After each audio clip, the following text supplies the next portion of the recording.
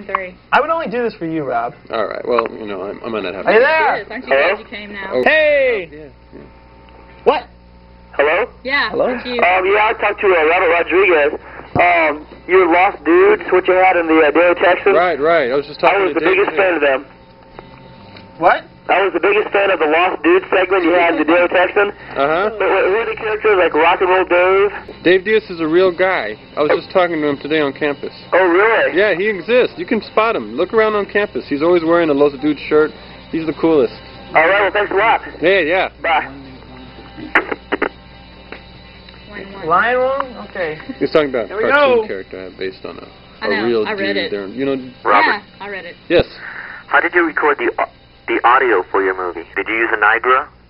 Oh no, I used That's I used a interesting. Marantz. I used a Marantz. So you recorded directly to audio tape cassette? Right.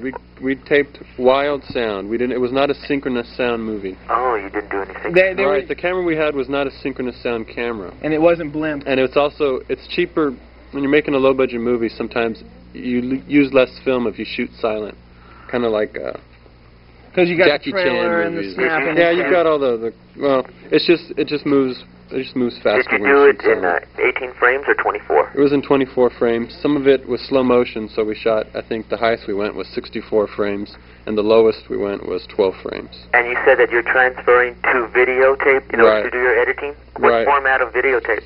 3/4 inch. I couldn't afford a 1 inch master.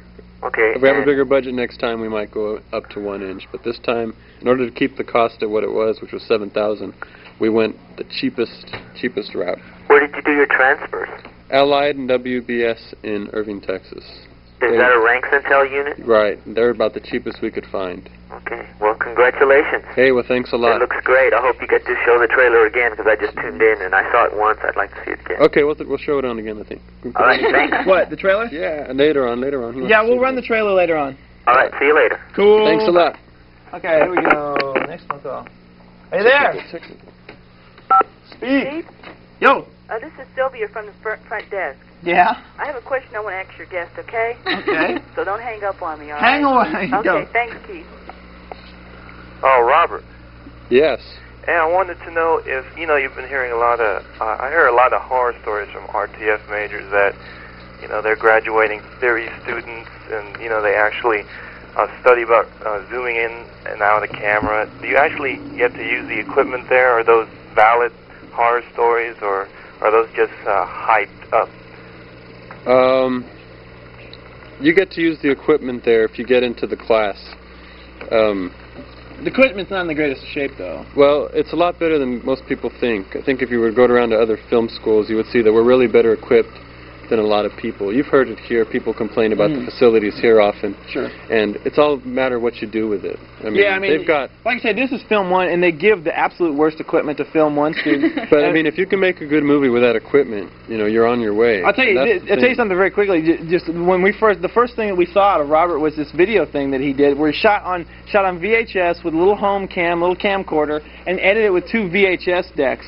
And whenever I get bummed out and thinking that I can't do something without going to 1 inch or needing a $14,000 camera, I can drag that baby out and plug it in. And the guy is just... He's done some amazing things with 2 decks, and it just drives me nuts. I'm serious. No, I can't stop talking, because you guys have not seen everything this guy has done. It's just fucking amazing. I've used that word 3 times, and you're worth it. Thanks, Keith. Thanks. Anyway, anything else, caller?